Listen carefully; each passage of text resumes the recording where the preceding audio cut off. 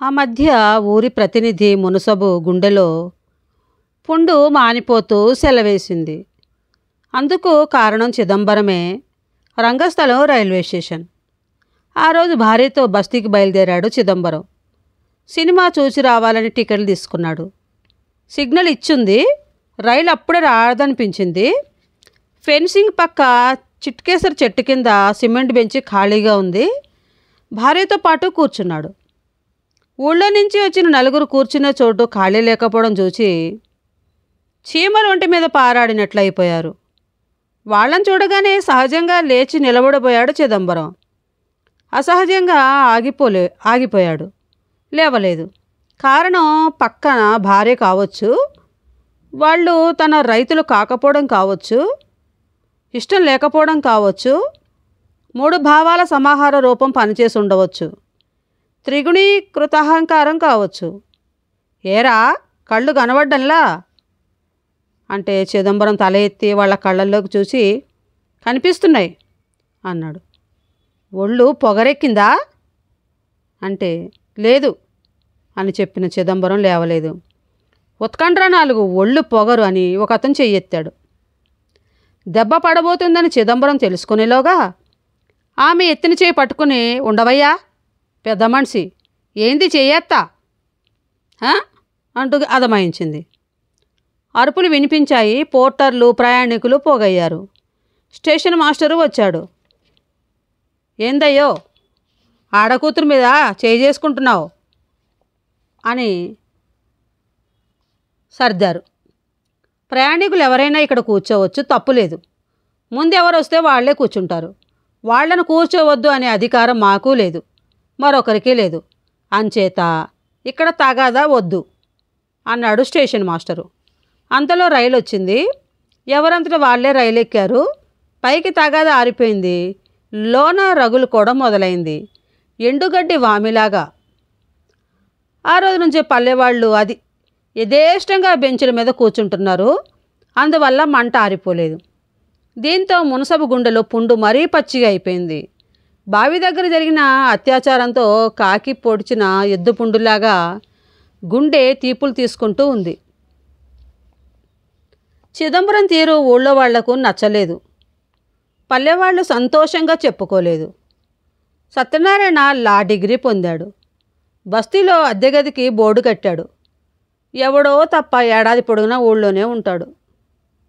ఎప్పుడో తప్ప ఏడాది పొడుగునా ఊళ్ళోనే ఉంటాడు. చదువుకునే రోజుల్లో సమ్మెల్లో పాల్గొన్నాడు.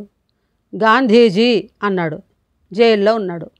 కొంతలో కొంత విద్యార్థి నాయకుడిగా చెప్పుకోబడ్డాడు. హక్కులు, సమానత, స్వాతంత్ర్యం వంటి మాటలు అన్నాడు. అంటే విన్నాడు. ఆ రోజు ఒరే తమ్ముడు చిదంబరం అన్నాడు. ఏం దొరా అనటం విన్నాడు. దొరాగిరా అనొద్దురా. నువ్వు 2 మంచి పనులు చేశావు, నాకు నచ్చాయి, నిన్ను మెచ్చుకుంటున్నాను. అభ్యుదయం కావాలని కాకుల్లాగా అరిస్తే రాదు, తెచ్చుకుంటే వస్తుంది. మేము స్వాతంత్ర్యం కావాలని అరిచాం, తెచ్చుకోకపోలేదు, తెచ్చుకున్నాం. ప్రయత్నం అవసరం. అంటరానితనం పోవాలని గొంతు చించుకున్నాం. కాగితాలు ఖరాబ్ చేసినా, బడ్జెట్ కేటాయింపులు జరిగి లక్షలు తగలేసినా, గోడ మీద పిల్లుల్లాంటి బిల్లులు, శాసనాలు చేసినా ప్రయోజనం లేదు. సమానత్వం ఇచ్చేది కాదు, తెచ్చుకునేది. మీరు తెచ్చుకునే ప్రయత్నం చేయకపోతే, మేము అందరితో సమానమని నమ్మకపోతే, ఎక్కడున్నావే గొంగళి అంటే వేసిన చోటే అన్నట్లుగా అవుతుంది. తమ్ముడు, నువ్వు చేసిన పనులు నేను ఆనందంగా అంగీకరిస్తున్నాను. ఊరు అనే మనిషి 2 చేతులు వంటి మాలపల్లె మాదిగపల్లెలను తెగగొట్టుకొని దూరంగా పారేసుకుని మేమేం చేయలేకపోతున్నాం, మేమేమీ చేసుకోకుండా ఉన్నాం అని ఏడ్చి ఏం ప్రయోజనం? ఈ ఊరికే కాదు, ఈ దేశానికే ఈ చీడ పట్టింది. ఈ జాతి రక్తంలోనే ఇది ప్రవహిస్తుంది. ఎప్పుడు ఈ చేతులు అతుక్కునేది? ఎప్పుడు ఈ దేశం చేతులు ఉపయోగించుకునేది? ఎప్పుడు మా దేశం అభ్యుదయం సాధించిందని గుండెల మీద చేయి వేసి చెప్పుకోగలిగేది? అంతా విని ఆ రోజు భుజం మీద పలుగు, దాని మీద వేలాడదీసిన పార సరి చేసుకుంటూ చిదంబరం ఇంటికి వెళ్ళిపోయాడు. ఎద్దు ముసలిదైంది. కాలం తీరి చనిపోయింది. బ్రతికి ఉన్నంతకాలం బాగా పనిచేసింది. అప్పుడెంత ప్రాణప్రదమైందో చనిపోయి అంత భయకారణం అయింది. ఎంత మక్కువ ఉంటే మాత్రం ఎంతకాలం దాన్ని సావిట్లో ఉంచుకోగలడా నాంచారయ్యా. రాముడు చిదంబరము బండి కట్టుకొచ్చి ఎద్దుని బండి మీద ఎక్కించుకొని దున్నల్ని ఊని తోలుకొని వచ్చారు. పల్లెకు పడమట పక్క పోరంబోకులో ఎద్దును పడేసి చిదంబరం బండి కట్టుకుని ఇంటికి వెళ్ళిపోయాడు. ఎద్దు తోలి ఒలిచి సలవదీసి పారేసి ఎద్దు చర్మంతో గాని ఇంటికి రాడు రాముడు. పోరంబోకులో వేప చెట్టు కింద ఎద్దు దట్టం మీద ఆకాశం నిండా తిరునాళ్లలో జనంలాగా కాకులు గద్దలు రాబందులు. ఆ సాయంకాలం తోలు నానవేసి నజ్జు సలవదీసి సున్నం నల్లగొట్టిన కరక్కాయ తంగేడు చెక్క కలిపిన గెల్లగాబులో ఊరేశాడు రాముడు. రాత్రి చీకటి పడ్డా దాకా వేప చెట్టు కింద ఎద్దుదట్టం కాకులు గద్దలు రాబందులు పీకు తినగా మిగిలింది ఉంది. రాత్రి పక్క ఊరు నుంచి వచ్చిన వ్యక్తి దాన్ని చూసినట్లుగా చెప్పుకుంటున్నారు. అయితే తెల్లవారేసరికి అది ఊరబావిలో ఉంది. చిదంబరం దుడుకు పిండం. ఇది వాడి పనే, లేకపోతే పల్లెలో వాళ్ళు ఎవరైనా చేసి ఉండాలది. ఊరబావికి 15 బరల దూరంలో రాముడి ఇల్లుంది. ఇంటి చుట్టూ ముళ్ళ కంచె. చిల్లకంపలోంచి పెరిగి పిడికడంతా మొదళ్ళేసిన వేప చెట్లు అలవగా ఉన్నాయి. లోపల 10 సెంట్లు నేల, 2 నిట్టాళ్ల ఇల్లది. పారిరాళ్ల కట్టడం, గట్టి గోడలు, పైన సిమెంటు పూత లేదు.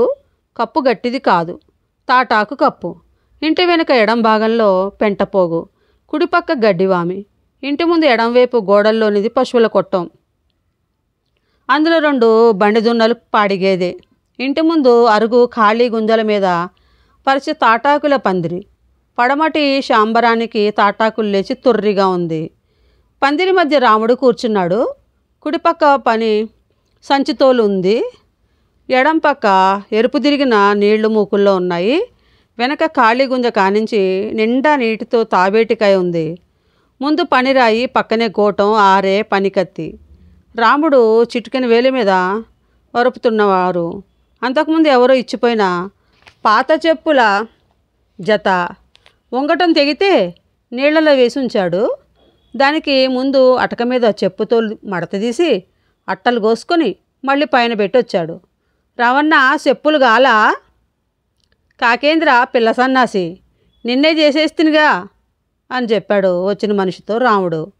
ఆ వచ్చిన మనిషి పక్క ఊర్లో జరుగుతున్న పెళ్ళికి పోవడానికి సిద్ధమై వచ్చాడు. పెళ్ళికొడుకి కిర్రు చెప్పులు కుట్టించాడు.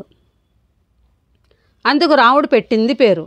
బాగుండయి, నీ మొకల్లే తీసుకోపో. రాముడు చెప్పులు ఇచ్చాడు. తర్వాత దమ్ములే ఇస్తా. అట్టాగే లేసే. చెప్పులు తీసుకుని కూడా వెళ్లకుండా ఉంటే రాముడే అడిగాడు, రాత్రికి తిరిగి వస్తావా? అతడు ఏం చెప్పలేదు. మళ్ళీ అన్నాడు, లేకపోతే పప్పన్నం తిని గుర్రు పెట్టి నిద్రపోయి తెల్లారగా లేసొస్తావా? ఎట్టా? రేత్రికి రావాల్సిందే.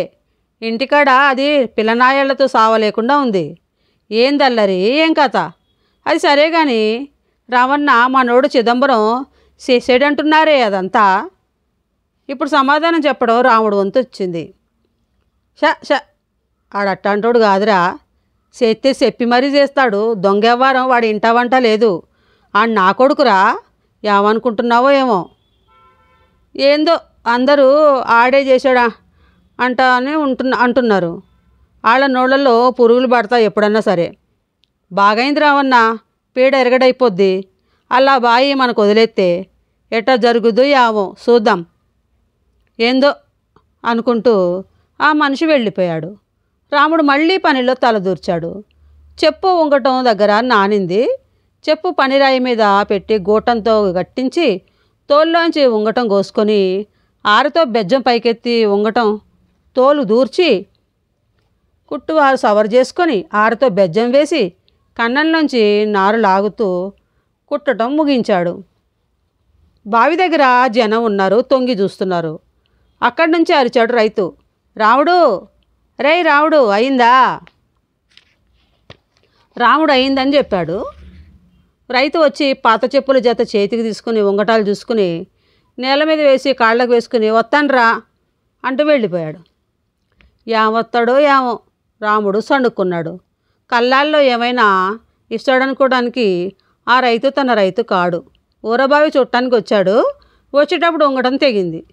రాముడికి ఇచ్చాడు. రాముడు కుట్టించాడు, తీసుకెళ్ళిపోయాడు. ఏమైనా ఇద్దామనే తలంపే లేదు. ఒక మనిషిని తనకు ఊరికినే పని చేయటం కోసం తన కాళ్ళు కాపాడటం కోసం దేవుడే సృష్టించి ఇక్కడ పారేశాడని నమ్ముతాడు. అతడు ఒక్కడే కాదు, రైతులంతా అంతే. ఈ మనిషి చేసిన పనికి పల్లె జీవితంతో డబ్బు ప్రసక్తి లేని రోజుల్లో ఆ మనిషి పంటల కాలంలో పండిన దాంట్లోంచి అంతో ఇంతో ఇచ్చేవాడు.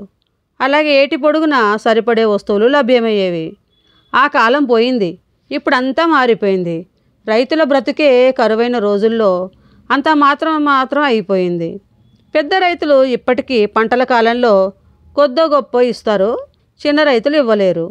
అయితే ఆ రైతులు పొందే హోదా ఈ రైతులు కావాలనుకుంటారు అని మరేమీ ఆలోచించరు. ఓకే ఫ్రెండ్స్, మనం ఇక్కడ ఒక చిన్న విరామం తీసుకుందాం. మిగతా కథని ఇప్పుడు చదివి వినిపిస్తాను. నచ్చితే లైక్ చేయండి, షేర్ చేయండి, నా ఛానల్ సబ్స్క్రైబ్ చేసుకోండి ఫ్రెండ్స్. బాయ్. కరుణ సిరిమణి.